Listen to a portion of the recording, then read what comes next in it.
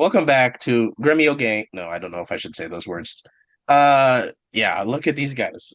Soundwaves from the Sea, brought to you by Gremio, apparently, and Umbro. Jesus, look at this, guys. We're starting the Paul Rothrock for Heisman campaign. Owen and Mike have convinced me we're gonna do the funny names for the show episodes. Uh, Yes. if you don't know, the context is that I in the subject line for the Zoom links to start the show, I always include like my little bit joke. And this week it was Paul Rothrock for Heisman. I think last week it was like give Georgie Manungu a break or something. Something along those Uh lines. yeah, something like that. I can look in my sent to find it. But hey, yeah, give Georgie a break, or maybe like half a break. Yeah, it was it Leagues Cup. No, few pro clubs better than Leagues Cup. I miss pro clubs. Anyway, yeah, Soundwaves from the Sea. I don't know what episode number this is. We're getting up there. We're chugging along. The Sounders are also chugging along, smacking around a banter club, aka LA Galaxy. I kind of had forgotten just how bad they've been this season until I looked at their record after the match and I was like, Jesus, holy shit. Oh, they're actually bad. They're terrible. And what was it? Just because they played some bad teams in Liga MX, Liga MX in the Leagues Cup, I Somehow look elite. yeah, I don't. It was fascinating to see. Sounders, not everybody can beat Cruz Azul 7-0. It's not made for everybody. Not made for Vancouver.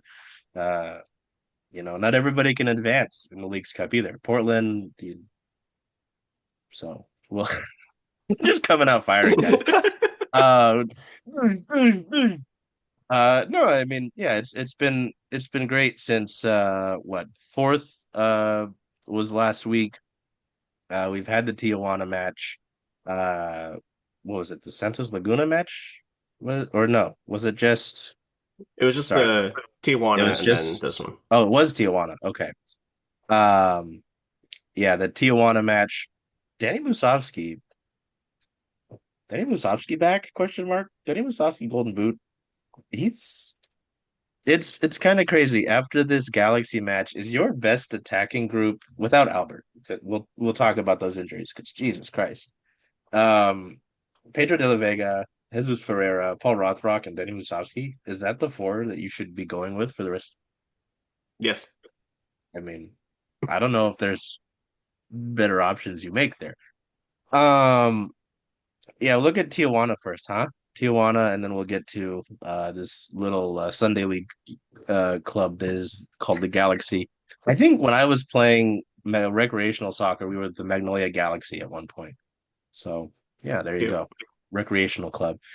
Um, Tijuana, yeah, the Sounders close out their oh yeah, the sixth. Okay. I had my times all messed up. I was like, what are you guys talking about?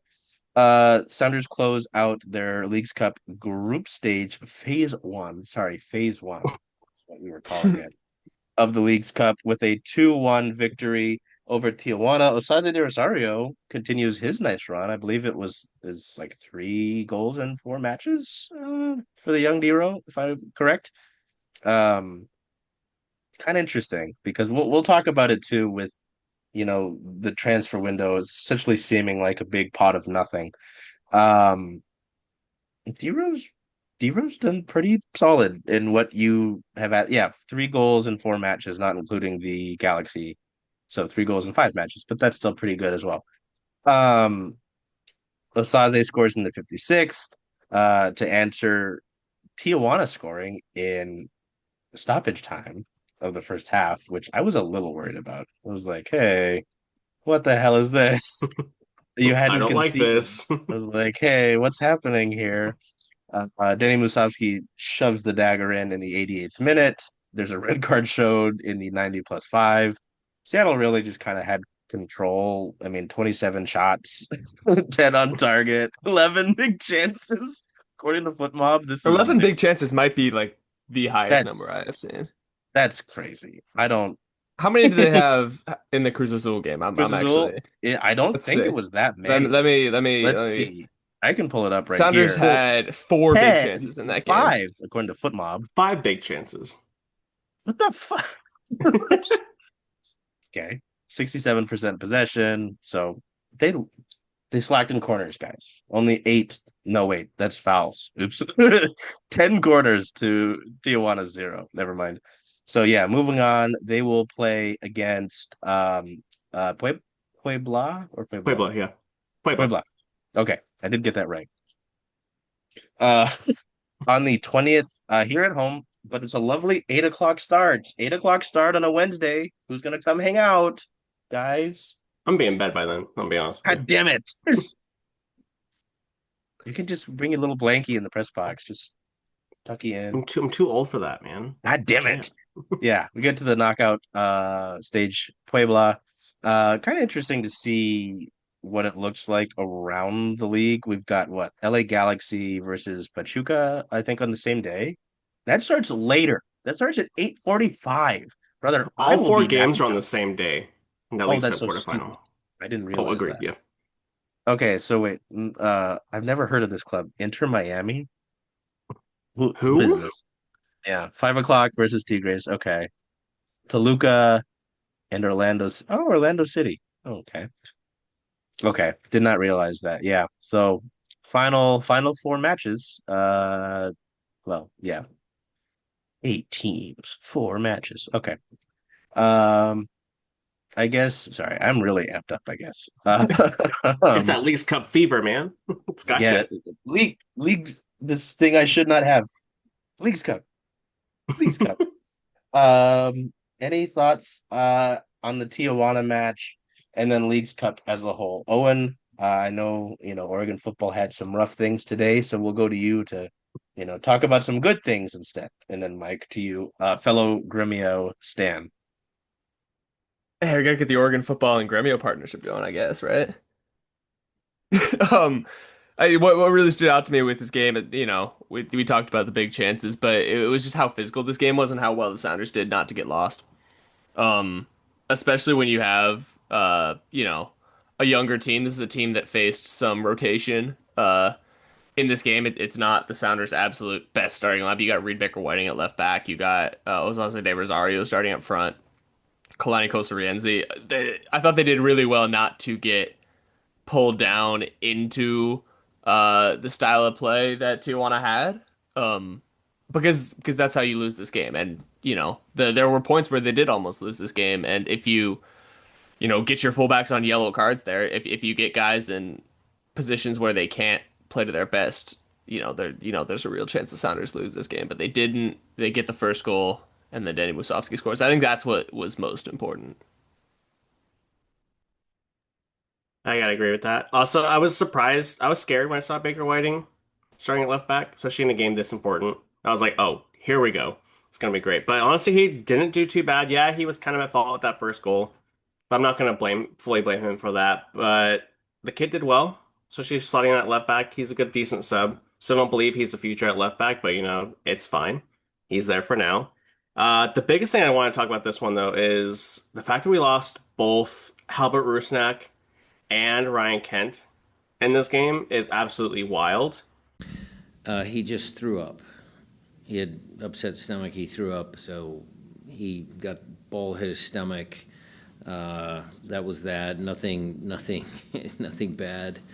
Look, Albert and Ryan, they have hamstring injuries. We're going to get MRIs. I'll give you more details on Friday when we get the results back, but it's 2 hamstring injuries. And I know we've been talking about the Sounders' depth all season. Everyone's been talking about it, whether it's MLS, Sounder at Heart, us. But I think losing Albert is going to be more detrimental than we all actually think. I agree, but I do think and we'll talk about this with the Galaxy game, but it gives you an opportunity to put Jesus Ferreira in his actual position, which worked out pretty well as the new Joe Linton. It's a Joe good We're shout Linton. we're we're, we're from coming back, earlier in kid. the I'm telling season. you. I'm not so sure they pivoted. Maybe in certain moments, I'll have to look at the tape mods. They have the freedom to do that. If Pedro comes inside, Jesus can go wide. But I thought Pedro, lining up on the left hand side has been, good for the squad. Jesus has been great on the right, absolutely fantastic on the right hand side.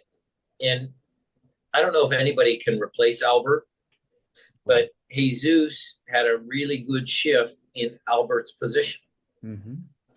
And so that to me brings joy because it shows how, versatile Jesus is, what a good soccer player he is, what a smart soccer player he is.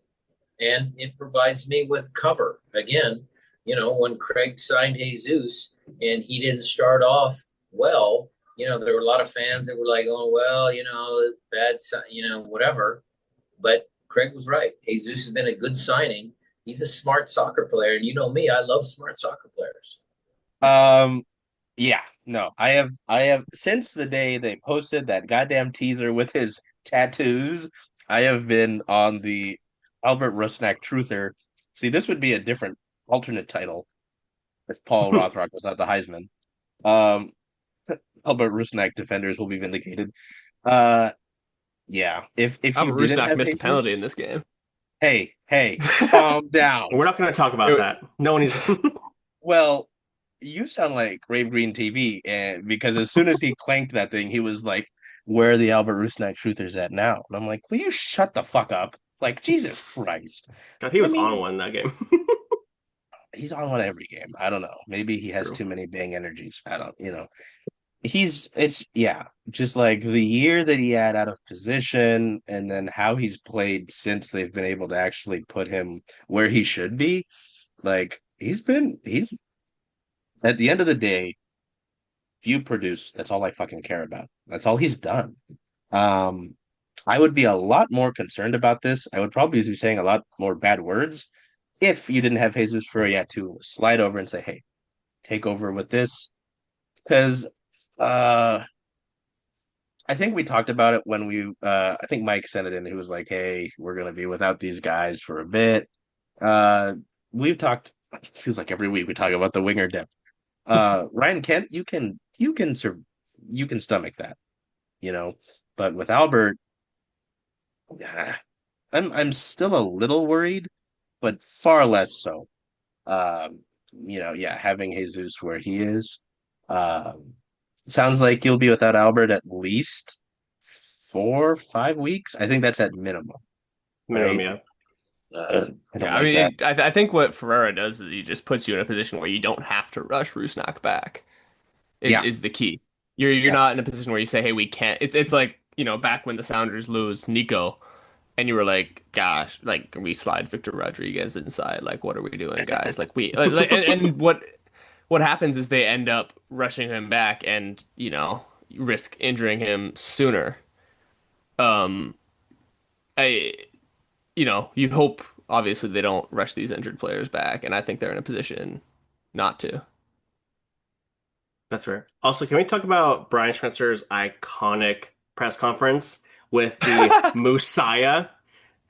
And the Messiah, Moose, Danny Masowski, uh, saved us. That is the greatest thing I've ever heard in my entire life, and I am going to He's a use funny that guy. constantly. He's a funny guy. I will put you on hold for that temporarily. We'll talk about. Is he British? I should know this. This is Ryan Kent. Ryan Kent's got a 4C tear. Um, yeah, something like that. Yeah, just enough It's not to get surgery. yeah, just yeah. Thank you. That was my. Oh yeah, he is Oldham, United Kingdom. He is British. Okay, he looks British. Um, you Looks like a know, lad. I guess it's something he does. Yeah. Something I can see him in a tracksuit right now. Something that yeah, just not enough to where it will require surgery. I guess it's the same sort of thing he's dealt with before. And it's tough because I thought he looked good in his last few matches. We got to this point where we're like, "Hey, what are you doing? Why are you not playing like you have before?" So it's tough, but again, with the winger depth that we've talked about on numerous occasions, I'm not so much worried about it. Now I want to get back to the Messiah thing because I'm like, what the hell? Brian Schmetzer press conferences are an experience, man. Like they won comfortably last night. They beat up on the Galaxy. You had a homegrown player score in his debut. And Brian seemed mad. I was like, dude, what is going on? Um, I just recorded our rain show and I'm gonna include some press conference clips there. I'm gonna do the same for this. and throw some in there so people can get an idea of that. But yeah, man, they are an experience. Mike, were you in the Musai? I wasn't in that one, so I just saw you guys talking about it and it being talked. I don't know what the context is. I was not, but I watched it back and Mm. it was just glorious. I mean, he's like when he did kind of diddly squat last year. I was just kind of like, okay, Danny Musovsky, whatever. Back up Mike's favorite player and Jordan Morris. You know, he can be Jordan Morris's running buddy. He's oh Jesus, is this accurate? He has 10 goals this year. What the 12 in all competitions. 12 in all And comps? Okay. I just want to say this now. After this LA Galaxy game, he is only 4 goals, 4 league goals away from tying Jordan Morris's goal scoring record Yeah, Holy yeah. for shit. the Sounders. Wow, dude. 12 goal contributions in MLS play. Um, who is this messy guy? Get out of my face. Um, I'm just gonna see where he ranks in the league. Who's he around? He's around who are some Albert Resnick. Okay. Well Josef Martinez. Oh yeah. I forgot that you were in San Jose. I kind of Christian Arango, he's within sniffing distance. Sani Mukhtar. Makes you wonder. No, I'm kidding. Only 4 goals less than Denny Bouanga. Fraud. Fraud. You're not better than Danny Musovsky. Um, wow. I did not know that You about. just have to think though, like what if like where would the Sounders be this year? I mean, and speculation is hard and like trying to guess where they would be, but like where would the Sounders be right now if Danny Musovsky was a Bear? Oh Jesus. Would Like be what probably like no, like sitting. genuinely, where would they be if they did not have a player up front? Because, then you're like shoving Lazaze in, or you have to go punt on a U22 guy. Like he has been so important to this. It's unbelievable. Like where would they be without him? Yeah. No, I mean he gets into the right areas. I mean he does. He's able to get in the right. He's not like a fantastical finisher, but gets the job Listen, Always in done. the last right night spot, yeah. we're talking about second chance finishes. Oh yeah. Oh my God. You Finishing know off what the his own glorious rebound. finish of last night was Paul Rothrock. Those thing just jammed the thing home. I That was disgusting. Um, yeah. So, speaking of that, I think we'll talk about the Galaxy match. Yeah, fucking LA Gal. I'm really letting it fly today. I guess we are. Um, yeah. Let me. I don't. I had just known that there was a lot of. Oh, the Galaxy looked like they're chugging along. And I was like, I don't care. Oh yeah, they beat Tijuana 5-2. Wow, Sounders only beat them 2-1. Hmm. Oh, they didn't score 7 goals against Cruz Azul though. Fraudulent, and they beat Santos Laguna 4-0. Okay, whatever. Um, yeah, this looked good from the jump. I mean, there were a few chances early. The momentum bar on Footmob is all green essentially, except for a few little bumps here and there. Uh, First goal, 25th minute. Oh, the ball from Pedro was wonderful. I said, not Danny Musovski's not a fantastical finisher. That was a fantastical ball to Paul Rothrock, who, I initially thought was going to get the goal. Then I saw it was kind of just jammed home, which is fine. Danny Musovski scores his brace once in the 37th, once in the 54th. Then Snyder Burnell comes in, scores in his debut in the 85th minute, really puts a cap on it, solidifies a nice little return back to MLS play. Sounders are at fourth in the West, I believe. I think they're within sniffing distance of Minnesota. 3 points Uh, back with the game in hand. Yeah. ah, oh, game at hand. Yeah. Oh, okay. Yeah, three However, points LAFC back, is six back with 2 games two in hand. games in hand. That's Yeah. stinky. Go away. Go away. So that like third place Oh, spot is really strange. Yeah. It's gonna be weird. The whole top of the West, top 5 in the West is a clusterfuck Which, right now. and we'll get to this, but the Sounders, have a 6 pointer against Minnesota coming up. Another 6 pointer. They didn't take advantage of the uh, last one. that last one. Yucky, gross. I was like, just have San Diego start tanking. All right. Just why do you have 49 points? Sounders do have a game in hand against them. Yeah. Um, Can I we have the guess Jesus Ferreira conversation now? What about him? Guy, you put him in his right position, and he is a chance creator with, a guy who can create in front or who can finish in front of him, and that, this is where he should have been playing all along. And There you go. he's not going to keep playing there because Albert Rusnak is your designated player, but that's how you get the best out of him. You put him in a role where he's central. Who would have thought? It's crazy Crazy. when you put players in their correct, like they put Pedro on the left, he's balling. Jesus Ferreira But in the middle, he's balling. yeah, Like Who could have seen it, this it stuff? it's really unbelievable. my only complaint with Jesus Ferreira just at that 10 spot, or kind of just in general right now, is still his finishing. He was doing a fantastic job at creating chances, getting movement throughout that middle of the pitch. I saw him like dropping back with the two sixes, and I was like, I love your movement. He's creating these channels, but when he got in front of the net, it was just, or even in the first half, there was one ball where he a perfect pass from Pedro de la Vega, and instead of getting a touch on it, it just shanks it, goes wide, and a couple other chances in the second half, and I'm like, frustrating, but like, I'm not gonna be like the rest of the internet and say, oh my God, what a horrible game. He's horrible at the 10. Yeah, I don't know. I am curious to kind of see what happens when that space that he likes to be in gets shut down. When you're playing a team that clogs the midfield a little bit more versus, how the Galaxy like to play defensively when their line of confrontation is like basically the 18-yard line. Mhm. It's it's interesting, and it was a different challenge for the Sounders because it opened up that space kind of, 30 yards out where Ferreira likes to be and just can basically like run around and play 1-2s with everybody until he gets a chance to turn. The I'm movement curious. from the middle three, that Pedro de la Vega, Jesus Ferreira, and Yeah, Paul yeah. Rothrock, I loved their intertwining with one another. That was Yeah, really fun to yeah. watch. Because I remember, and actually the commentator talked about this too, is like how much De La Vega would like invert and allow like a guy like Nuhu or even Ferreira to come swing outside.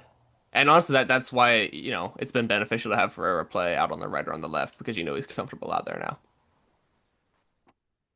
Who would have Good thought we'd be times. having this conversation like even a month and a half ago? Not me. Considering how much we were dogging on him before. But he's finally finding his feeding, which is nice. Like, Hey, I mean, it's not always going to be, smooth when a guy comes in. I like to generally be the eternal optimist, but I was like, ooh, this fella. Hmm. It's always year two for Sounders, isn't it? Year two, year three. yeah. Feels Yeah, like it. it's hardly ever a guy comes in and immediately like lights the club on fire, The only guys unless who you're have done Paul that are like Rothrock. Freddie Montero, Paul Rothrock, or Nicholas Ladera. Three club legends. I mean, Three they club almost had A1 legends. shoes. legends. Hey, when Also, Paul I wins want to talk about Heisman, Alex Roldan. Oh, please. Yes, yes. Let's talk about Alex Roldan. I've So been I waiting for know this. we've all been Costa Riense truthers. Still am. He's still Alex Roldan's successor. But my God, these past like 3 months, he has been he watched the show. on fire. He has been watching the show. He's been fantastic. Last night he was 2 for 2 for his tackles. Defensively, he was getting in perfect spots, getting interceptions. Like, and that's his second assist in what, 3 matches altogether? Like, he is just all up and down that right hand flank, and he created the most chances in the entire game yesterday. Jesus. This Out is at right healthy back. competition. Healthy competition. It really This is, is what you want honestly. to see. Like honestly, and now you have a young guy in Kalani learning from a guy who's being forced to be better. This is this is exactly what you want to see from this situation. Hmm. It's amazing. And Hmm. now the Sounders have a, top 10 right back in MLS again. There you go. Where, maybe that position was a question mark before you're saying, "Hey, can we test this guy from Academy Defiance out there because we don't like what Alex is doing now, and now you have two guys who you'd be confident saying, yeah, this is our starter in a playoff game." Two starting MLS level right backs in one team. Yeah. You love to see it. No, honestly, it's like such a burden off, especially because, they're talented number 10s and talented strikers, but a lot of the talent in MLS is on the left wing when you Mhm. look at guys like Boanga, Son, whoever Miami picks on the left, Mukhtar. like Mukhtar, Uh, like to have a really strong guy there, is important. And the Sounders have two. Alex Rodon, second highest rated player in this match behind the Messiah. Hmm. Makes you think. Makes you think. Yeah, no, I mean, uh, I was kind of wondering how Alex Rodon was going to go quiet. I didn't think he would just kind of sink into mediocrity after Kalani kind of had this nice little stretch, right? Yeah, what you guys were talking about in terms of the competition, exactly what you want to see. Like the amount of times I've heard about the depth of this club, about the sort of next man up mentality, whatever, which you hear all the time in sports, right? Um, this is like an ideal byproduct of that, right? If you're deep and you don't have guys making each other better, I'm just kind of it just makes me think of that I don't remember the year, I should remember it, but the Philadelphia Eagles super team where they had Donovan McNabb and Nnamdi Asomugha and then they just sucked. You know what I mean? It's like you can put a bunch of talent together, but if they don't work together, they don't make each other better, it's not going to result in anything. Uh and the Sounders don't do that. I mean, I know they're not like the MLS All-Star team like some of the clubs are. It's not Messi and friends, but they've got a strong foundation. They constantly compete. They bring in the new guys or they bring in the Sounders Academy guys and, they continue that culture. It's why I think the idea of like not last year, because I mean you get all the way to the Western Conference final, right? But when you go through the struggles of like when you were LAFC's bitch last year, right? And there were folks who were just like, you need to cut everything, and it's the same old guys like that. You can't just that like that just doesn't work because if you change everything out, you are then in a multi-year because you see what I'm saying, right? This current core has built this structure over time. I remember years ago when it was like, who is this Alex Roldan guy? His brother's so much cooler. He's got more or no. Alex, this stuff like this develops. So, I don't know. It's just kind of cool to see, you talk about because who knows, maybe we're talking about some guy pushing Kalani in a few years if we're still doing this, right? Like so um It's just like a uh better version of the Steelers, right? Like there are teams that when you say like they're never gonna go below 500, which is where this like what I'd say about the Sounders, but like also really can't rise up. The Sounders feel like a team that could rise up and win championships, and the Steelers aren't, and that's because they invest in their youth. Steelers don't. yeah, I think that's a great point. That's your comparison of the day. The There you Steelers go. and the Sounders. I love it. I mean, they both start with S. No. Oh, Both have long Um, tenured, well respected locker room head coaches. We can go further with this. oh my God, he's got this laid out. I need the Owen Murray whiteboard Let me roll it comparison. in. Yeah, you've got like the different pins and everything. Uh, excuse me. Uh, what was it? Oh yeah, the one I don't really want to talk about, the transfer window. It doesn't seem like anything's gonna happen. We talked about this for a few weeks, right? Maybe even months about what they could do. We had the whole Noah Ohio fantasy and the thoughts. The talk about how you don't really want to just use it to bring in a short-term solution. Um, I know there have been some talks about like raising the floor, right? Like bringing in adding even more depth, which is kind of crazy to say. Um, I don't know, guys. I just don't know with anything that's out there. I don't know anything particular on this certain circumstance. Um, it just kind of seems like it's going to be a nothing burger and it's going to be another transfer window where these Sounders don't do anything. I remember this time last year, Craig guy was like, "Hey, we're going to push our resources to the winter," and then the resources that they had were all accumulated into Jesus Ferreira. Don't get me wrong, Jesus is playing well now, and it's a pretty decent year. Not saying it's great, saying it's fine. Like he's been meaningful contributions. Um, yeah, I don't like it. I think we just talked. Owen talked about investing in the youth, right? The Sounders have certainly done that, but like any great contender, always kind of typically on their way to a championship will push themselves over. There are the clubs who don't need to go and do that per se, but this like I don't know would I'm be waiting for you to say it. I would love to have that. Um, I don't know. Just thoughts on the transfer window because it seems like it's gonna be. I could grab my wallet, but just kind of holding it open and it being nothing in there. Little butterflies. Yeah, I was waiting for you to say teams that push themselves on the road to a championship like the Seattle Mariners. I mean they. That's for our Mariner Mondays episode, which we're recording later today. No, we are. Plug, plug, Um, plug. Plug, Plug. do it. Ichiro-san, please. No. Yeah. Mike, I don't know if you've got anything on this. I know you've got your ear to the ground, so to say, on some things. Owen, if you've got I just don't got any anything for thoughts you. on the transfer window. Maybe Gremio. Uh, God, I wish. yeah, I don't know, because it just seems like a nothing. I know I listened to a little bit of Nico Moreno and Nico Moreno. Jeremiah Ocean talking about the window, and from the sounds of it, they're saying that more than likely nothing is going to happen this window. And I was talking to a source out in Brazil, and while there was talks with the South American player, those kind of fell through. And the one that I had my eyes on plays for Internacional, um, who is out of contract at the end of the year, on the loan list. But so far, nothing. As far as I know, nothing is going to happen, unfortunately, unless a miracle comes through. Maybe we're still lucky and Noah Ohio contacts Craig and be like, "Hey, that offer's still on the table. Can I come?" Because he's This seemingly Jesus Ferreira getting out guy, I of want to favor, play with but him. but yeah, I got nothing, Ugh, unfortunately. ugh. Owen, any thoughts? Transfer You window? know, I don't have anything source wise for you. We talked about, what it's gonna look like if they bring in a U22 guy. You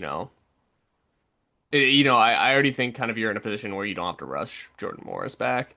So it's more of, you're looking with an eye to the future. You keep putting trust in Osaze de Rosario. You say LeBron, it's okay. Snyder Brunell is here.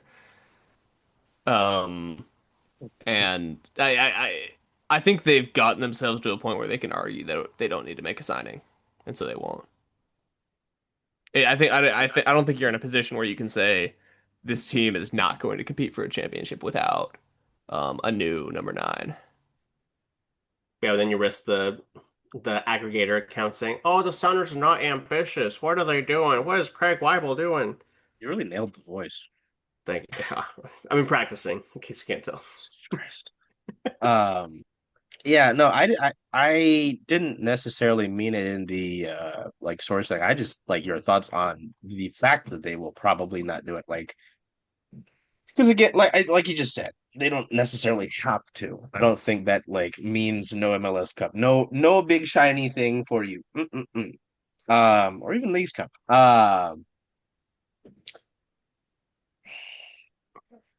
I just think it's interesting. And I think it'd it be is. nice. I mean, the Sounders were busy in the winter window and leading up to the start of the season.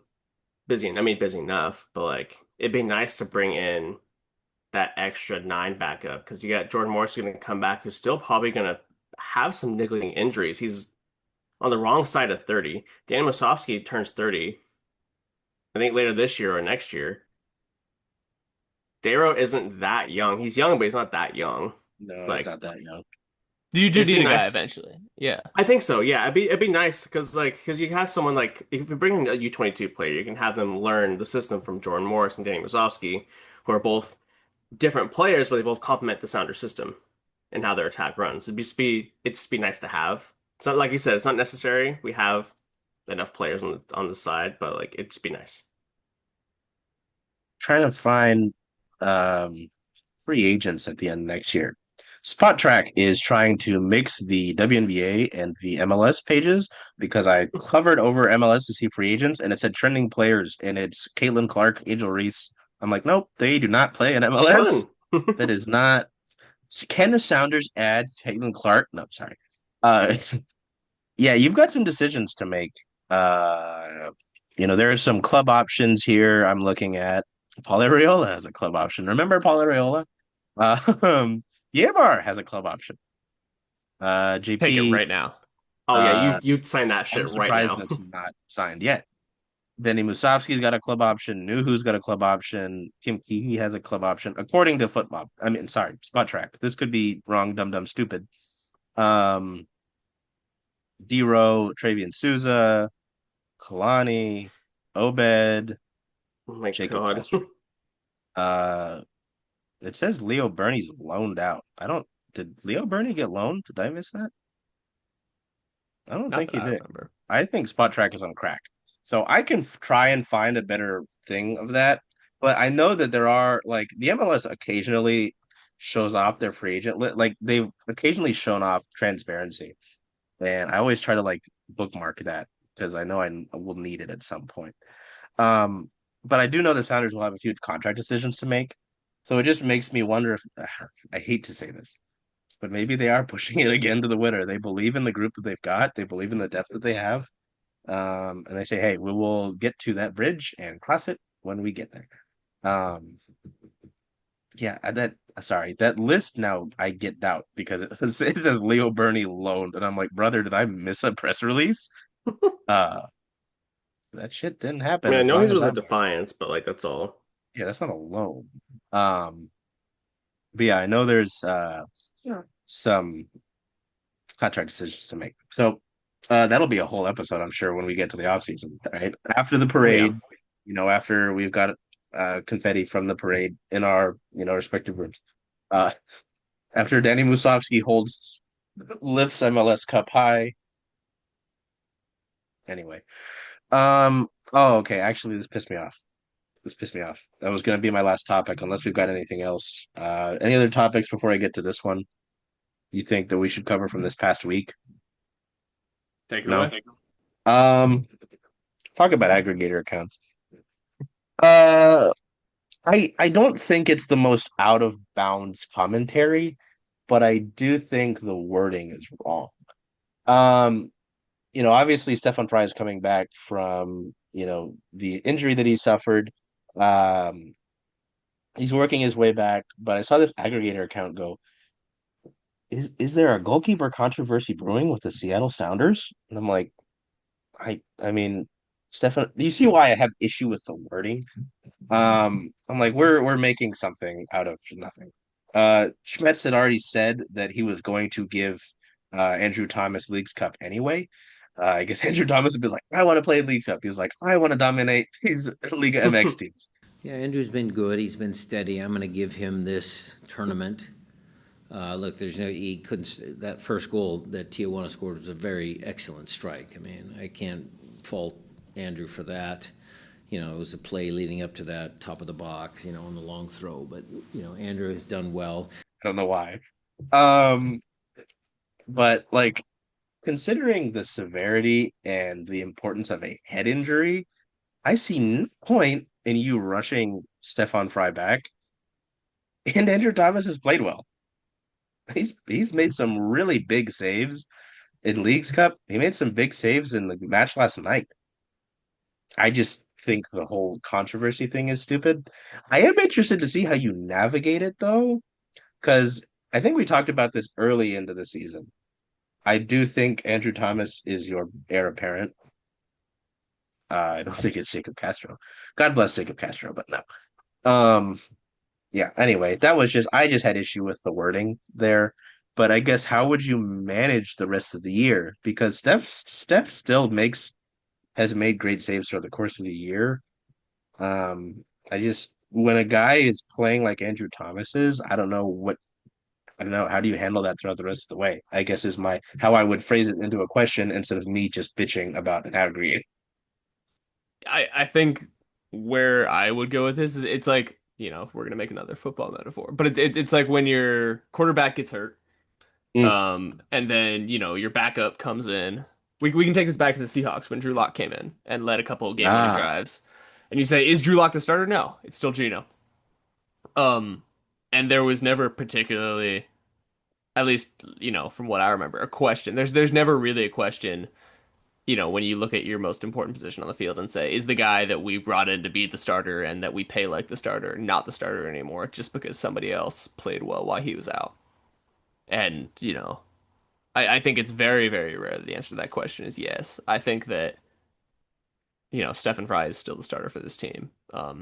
He's shown nothing. If he comes back from this injury and he's a different guy, then there's a question about it. But you absolutely have not seen anything. He was still, in probably the top 10 MLS goalkeepers before the injury this year. Um, yeah, he's the starter. Also, navigate. He's a club captain. Yeah. Like, I know he doesn't have the ego that like Nico Ladero did, but Mm. like you don't want to get into another situation where you're telling your club captain, "Hey, you're not the starter anymore. And I know we just renewed your contract, but you're not going to be the starter after this." I think that's going to be hard on a player, but like it's especially goalkeeping, such a tough thing to have. Like, you have a guy who's in form, or you have a stalwart for the club. Like I think because with goalkeeper you can't play like strikers, or you play the hot hand. You play the guy who is consistently making the saves. And I think this it's gonna sound really bad, but I think with Steph Fry, with how old he is, and with some of the mental mistakes that we've seen him make at the beginning of the Mm. season, he's like Owen said, he's still a top 10. He was a top 10 keeper before the injury, but it might be time. You could say that, hey, Andrew Thomas is the guy right now until he starts making mistakes. I Problem is, I think both of these assessments are very fair. Um, I think Stefan Fry, yeah, with if he had just been kind of like hobbling along in the part of the season he was playing, then I'd be like, all right, buddy, I'm gonna hold your hand when you say this. You're gonna sit down there, and if we need to rotate, we play some, I don't know how many, how the MLS schedule can get. Go ahead, put the gloves on. But he hasn't played that way. He did not play like a crumb bum um when he was getting minutes.